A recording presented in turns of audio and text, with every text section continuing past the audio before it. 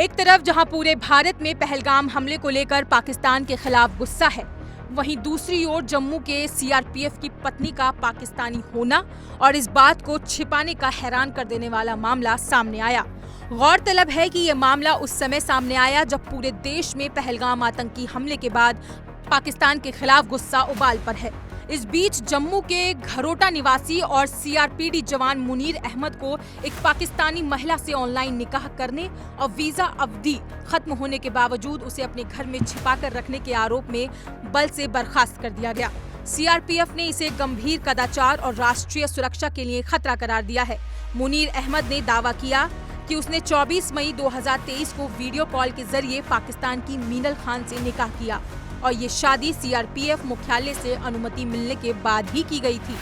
उन्होंने बताया कि 31 दिसंबर 2022 को उन्होंने पाकिस्तानी महिला से शादी करने की अनुमति मांगी थी और जरूरी दस्तावेज जैसे पासपोर्ट, विवाह प्रमाण पत्र और हलफनामा भी जमा किया था। अंततः 30 अप्रैल 2023 को उन्हें मुख्यालय से अनुमति मिली। मीनल खान 28 फरवरी 2024 को वाघा अटारी बॉर्डर के जरिए भारत आई थी, लेकिन उनका वीजा 22 मार्च को ही खत्म हो गया था। इसके बावजूद वो जम्मू स्थित मुनीर के घर में ही रही। सीआरपीएफ ने इसे नियमों का उल्लंघन और सुरक्षा के लिए जोखिम माना। हालांकि मुनीर का कहना है कि मीनल ने भारत पहुंचने के बाद ही दीर्घकालिक वीजा के लिए आवेदन कर दिया था। मुनीर ने बताया कि उन्होंने शादी के बाद सभी जरूरी दस्तावेज और तस्वीरें अपनी यूनिट 72वीं बटालियन को सौंप दी थी, लेकिन 25 मार्च को उन्हें सुंदरबनी रिपोर्ट करने के लिए कहा गया और अचानक 27 मार्च को उनका तबादला कर दिया गया। उन्हें अनिवार्य अवधि के बिना 29 मार्च को भोपाल की 41वीं बटालियन में कार्यभार संभालना पड़ा। बर्खास्तगी को लेकर मुनीर ने कहा कि उन्हें सबसे पहले मीडिया से जानकारी मिली, उसके बाद सीआरपीएफ का आधिकारिक पत्र आया। ये उनके और उनके परिवार के लिए बहुत बड़ा झटका है। उन्होंने कहा कि उन्होंने हर नियम का पालन किया है और अब उन्हें अदालत से न्याय की उम्मीद है। सीआरपीएफ के जवान मुनीर अहमद ने आरोपों से इनकार किया है। मुनीर ने कहा कि शादी करने से पहले उन्होंने सीआरपीएफ मुख्यालय से अनुमति ली। साथ ही कहा कि मैंने कुछ गलत नहीं किया, इसलिए मैं चुनौती देते हुए कोर्ट का रुख करूंगा। वहीं जम्मू कश्मीर और लद्दाख हाई कोर्ट ने फिलहाल मीनल खान को पाकिस्तान वापस भेजने पर रोक लगा दी है। अब मुनीर इस फैसले के खिलाफ कानूनी लड़ाई लड़ने की तैयारी में है और अपनी बर्खास्तगी को कोर्ट में चुनौती देंगे। ये मामला सिर्फ एक प्रेम विवाह का नहीं, बल्कि सुरक्षा प्रक्रियाओं और भरोसे के बीच खड़े सवालों का भी है। एक्चुअली ये हमारी शादी 24 मई 2024 को हुई थी, वीडियो कॉन्फ्रेंस के जरिए। ये मेरी कज़न है, मेरे मामू की बेटी है। कहाँ रहते हैं? ये वहाँ पाकिस्तान में सियालकोट में रहते हैं और पार्टीशन से पहले ये यहाँ मेरा अभी घर है, यहाँ पे ये दोनों फैमिलियाँ ज्वाइंट रहती थी। वो विभाजन के दौरान दोनों फैमिलियाँ बट गई तो ये पाकिस्तान चले गए। तो उसके बाद हमारे परिवार के बड़ों ने रिश्ता तय कर दिया हमारा बचपन में ही कि हम आपस में रिश्तेदारी करेंगे। तो फिर जब अभी शादी की हमने 2024 में, उससे पहले मैं आपको बता दूं कि मैं सीआरपीएफ में कार्यरत हूं। तो मैंने अपने विभाग को शादी की अनुमति के लिए सूचना देने के लिए मैंने 31/12/2022 को मैंने एक लेटर लिखा था और उस लेटर के ऊपर कुछ आपत्तियां लगा के इन्होंने रिटर्न कर दिया। 24 जनवरी रिस्पेक्ट है, तो उसमें मैरिज का कार्ड, शादी कहाँ पे होगी ये सब चीज़ें उसमें लिखी गई। मैंने उन सब आपत्तियों का निवारण करके शादी का कार्ड लगा के मैंने डिपार्टमेंट को दी। 72 बटालियन सीआरपीएफ सुंदरबनी में कमांडेंट साहब से मैं मिला भी। फिर वो मेरा लेटर जो है through proper channel DIG range, उसके बाद जम्मू सेक्टर आईजी सीआरपीएफ, फिर एसडीजी जेके जोन से होता हुआ वो डायरेक्टेड सीआरपीएफ दिल्ली तक गया। वहाँ कुछ समय लगा, 2-4 महीने 5 महीने का समय वहाँ पे लगा। फिर उसके बाद में वहाँ से एक रिप्लाई आता है, जवाब आता है कि उसके संबंध में उन्होंने लिखा है, मतलब क्लियर लिख के दिया है कि रूल के हिसाब से जो है एक सरकारी कर्मचारी को सरकार को सूचित करना होता है, डिपार्टमेंट को सूचित करना होता है।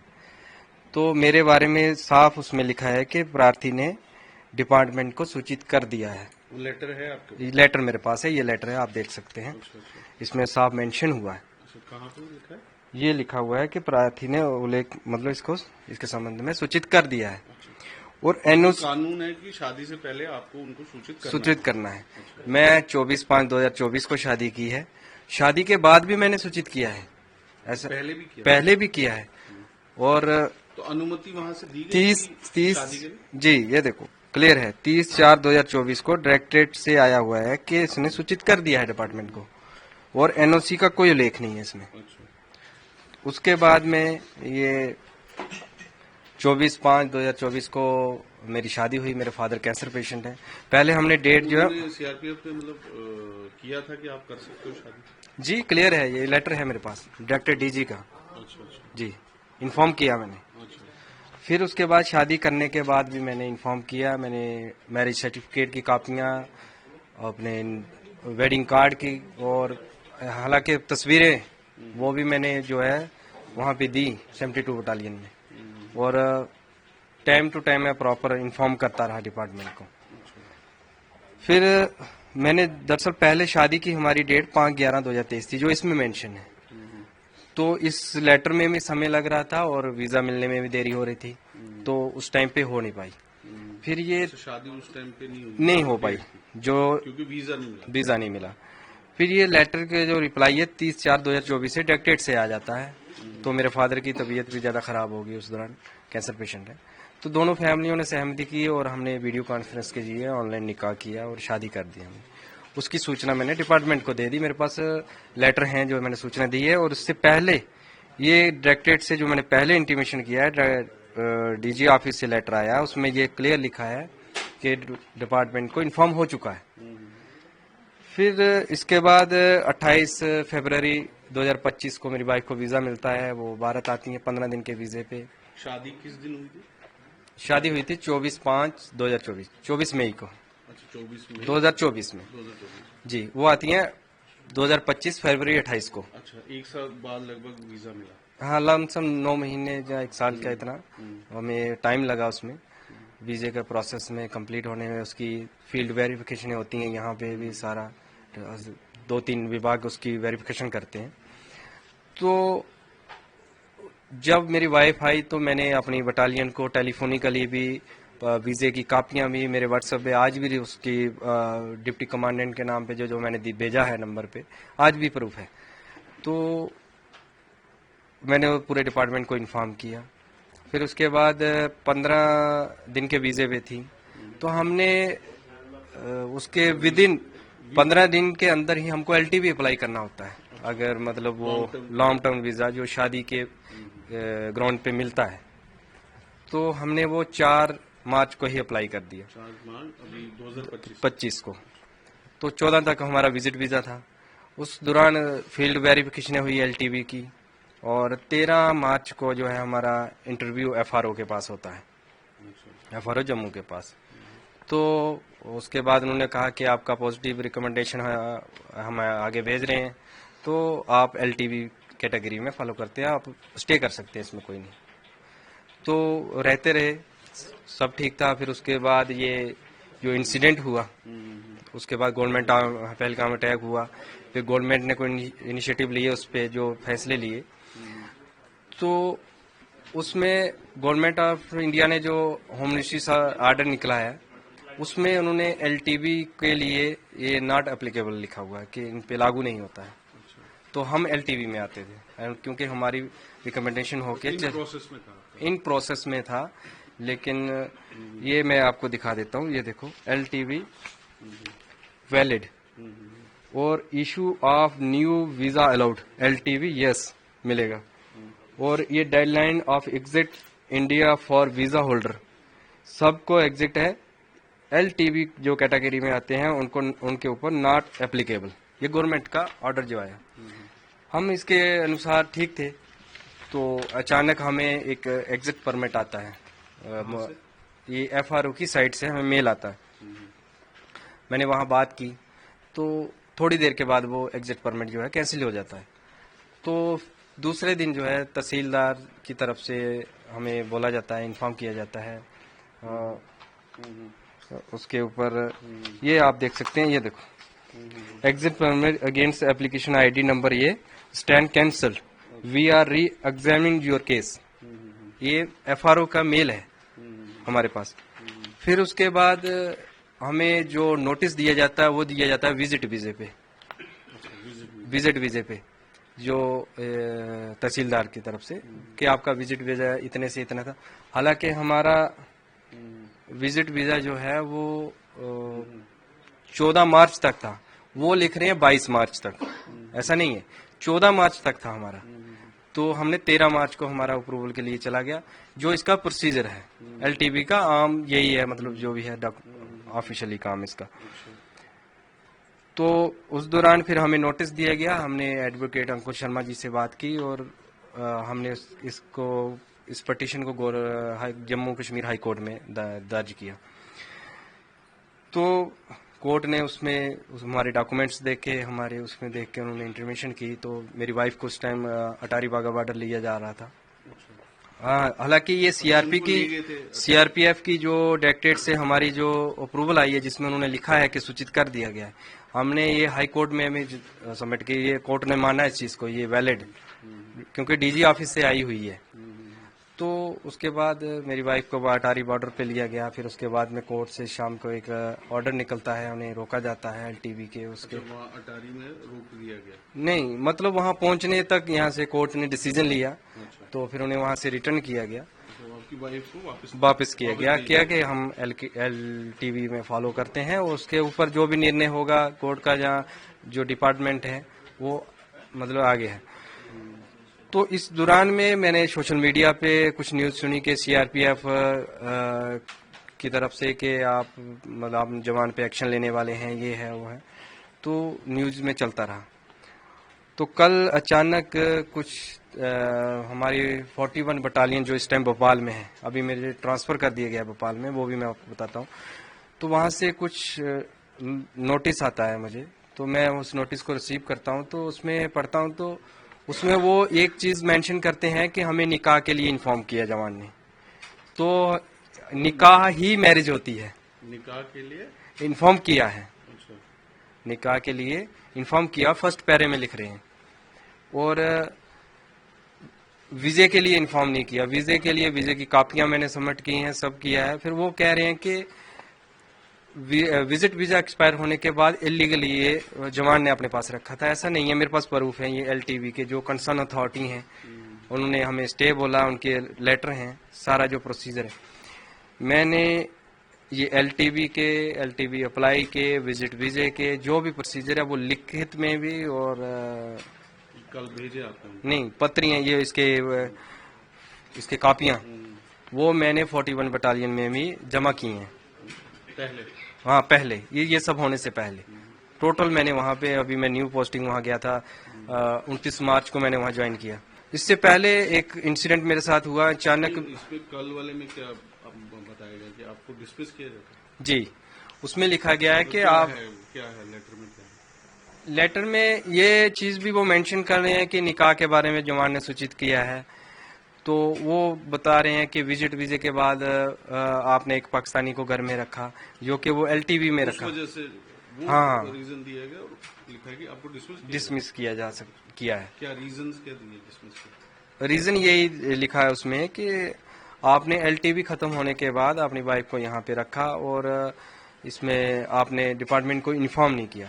इन्फॉर्म मैंने किया, मेरे पास प्रूफ है, प्रॉपर चैनल मैंने उसमें डॉक्यूमेंट लगा के इन्फॉर्म किया हुआ है। एलटीवी के कागज भी मैंने जो है 41 बटालियन में भी जमा कर दिए हैं। तो इससे पहले मुझे 72 बटालियन में जब मेरी वाइफ आई, उसके बाद मैं छुट्टी काट के 23 मार्च को मैं 72 बटालियन में रिपोर्ट किया था। तो आप इस दौरान कहाँ पोस्टेड है? जम्मू कश्मीर में पोस्टेड? नहीं, मैं इस टाइम मध्य प्रदेश भोपाल में पोस्टेड। वो तो अभी है जी। जब ये सारा आप शादी हो रही थी तो कहाँ? उस टाइम मैं जम्मू कश्मीर सुंदरमणि मेरा हेडक्वार्टर था 72 बटालियन का, और शिवखोड़ी में मेरी पोस्टिंग थी। अच्छा, आप इधर ही पोस्टेड? जी। तो उस दौरान मेरे 23 मार्च को मैं रिपोर्ट करता हूँ वाइफ के यहाँ आने के बाद 72 बटालियन में। मैं वहाँ भी बताता हूँ, मैंने पूरे डॉक्यूमेंट्स मैंने उनके प्रिंट में निकाल के रखे हुए हैं, जो मैंने व्हाट्सएप भी किए घर से, इनको पूरी डिटेल 72 बटालियन को दी, वीज़े की कॉपी दी और एलटीवी के लिए बताया। तो फिर मैं 26 मार्च को जब मैं शिवखोड़ी से हेडक्वार्टर सुंदरमणि में जाता हूँ, तो वहाँ अचानक से मुझे 27 तारीख को सुबह अर्ली मॉर्निंग बिना कुछ बताए हुए अचानक मुझे कहते हैं कि आपको 41 में रिपोर्ट करना है, आपको जाना है, आपकी ट्रांसफर होगी।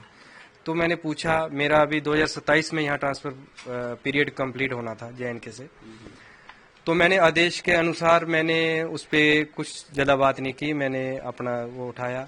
मुझे उसमें जब भी आप किसी दूसरी बटालियन में ट्रांसफ़र होते हैं तो आपको 15 दिन का ज्वाइनिंग टाइम मिलता है, पीरियड मिलता है, आपको घर से होके वहाँ ज्वाइन करना होता है। मेरा वो भी नहीं मिला, मुझे इमरजेंसी वहाँ रिपोर्ट करने के लिए बोल दिया, JT उसमें नॉट परमिट लिख दिया। तो मैंने आदेश के अनुसार यहाँ से 41 बटालियन भोपाल में 29 को मॉर्निंग में मैंने ज्वाइन किया। मुझे ना ट्रेन जी अभी जस्ट ये उसके दौरान मुझे ना ट्रेन की टिकट मिली, ना मुझे हेडक्वार्टर से कहीं मुझे छोड़ा गया, सीधा गेट से आउट कर दिया गया। रीज़न किसी ने कुछ नहीं बताया। फिर मैंने वहाँ जाके 41 बटालियन के कमांडेंट सर का, डिप्टी कमांडेंट सर का मैंने इंटरव्यू लिया। इंटरव्यू होता है जब भी पोस्टेड जाओ, तो मैंने वहाँ पूरी कहानी अपनी मैंने सुनाई, ये बात है, इन्फॉर्म किया, मैरिज मैंने ऐसे की। तो मैंने वहाँ सीओ सर से बता के मैंने एक DG साहब के इंटरव्यू के लिए एक लेटर लिखा। उसमें भी मैंने यही मेंशन किया कि ऐसे ऐसे मैंने इन्फॉर्म किया था, ऐसे मैंने शादी की प्रॉपर चैनल से। अब शादी करने के बाद अचानक से मुझे यहाँ ट्रांसफ़र कर दिया गया, इसके पीछे का कारण मुझे मालूम नहीं है। वो एप्लीकेशन अभी मेरी अंडर प्रोसेस में है DG साहब के इंटरव्यू के लिए। उसमें मैंने पूरे डॉक्यूमेंट्स लगाए हैं, वीज़े की कापियाँ लगाई हैं, मैरिज सर्टिफिकेट लगाए हैं, A to Z DG साहब के लिए भी मैंने लिख के वहाँ दिया हुआ है। फिर उसके बाद मैं कमांडेंट सर के नाम पे मैंने एक इंटीमेशन लिखा अपनी शादी के वजह, क्योंकि न्यू बटालियन थी, तो मैंने उनको भी इन्फॉर्म किया प्रॉपर। उसमें LTV के कागज़ भी लगाए कि इस टाइम LTV में स्टे करते। उसके बाद ये सब इंसिडेंट हुआ तो मैं छुट्टी आया, फिर आपको मैंने पहले बता दिया ये सब हुआ। तो कल अचानक से मुझे ये डिसमिस फ्रॉम सर्विस का ये आ गया। तो मैं तो इस चीज़ से हैरान हूँ, तो परेशान हूँ कि ऐसा क्यों हुआ। मैं यही प्राइम मिनिस्टर साहब से, होम मिनिस्टर साहब से अपील करना चाहता हूँ कि एक जवान होने के नाते ही मेरे साथ इंसाफ किया जाए कि ऐसा क्यों। जब मैंने प्रॉपर चैनल 2024 में शादी कर रहा हूँ, 2022 से मैं डिपार्टमेंट को लगातार सूचित करता आ रहा हूँ, वो डिपार्टमेंट जानता भी, हर कॉपी मैंने उनको दी है।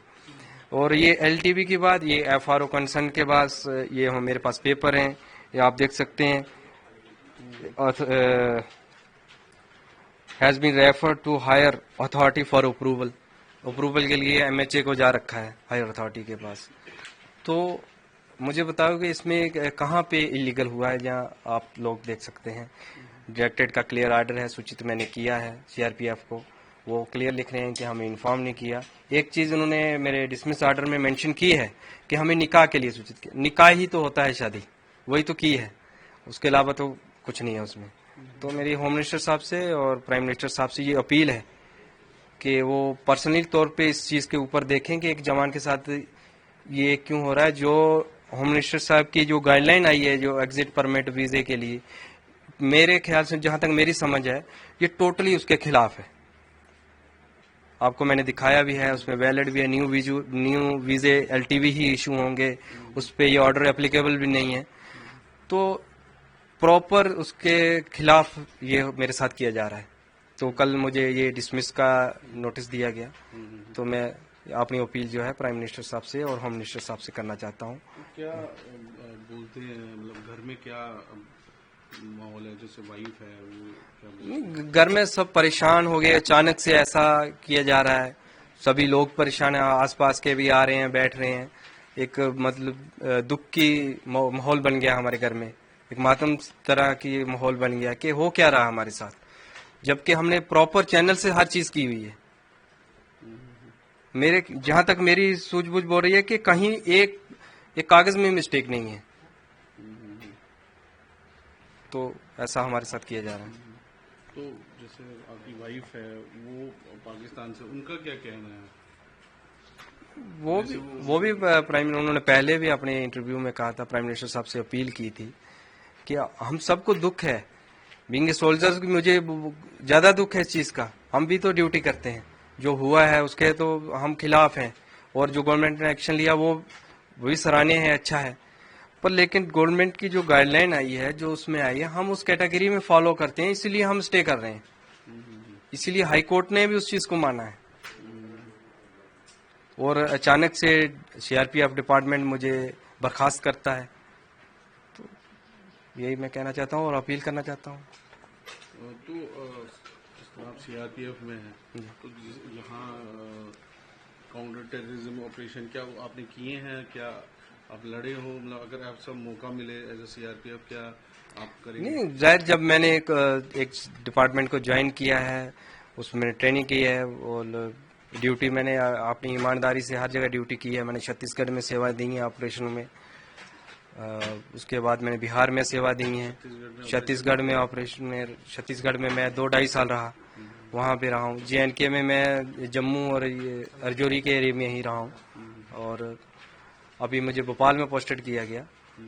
तो अचानक से मेरे साथ ऐसे किया जाना, मेरे ख्याल से मेरे साथ इंसाफ नहीं हो रहा है। तो मैं इस चीज़ की अपील जो है प्राइम मिनिस्टर साहब से करता हूँ कि मेरे साथ इंसाफ किया जाए, जस्टिस किया जाए।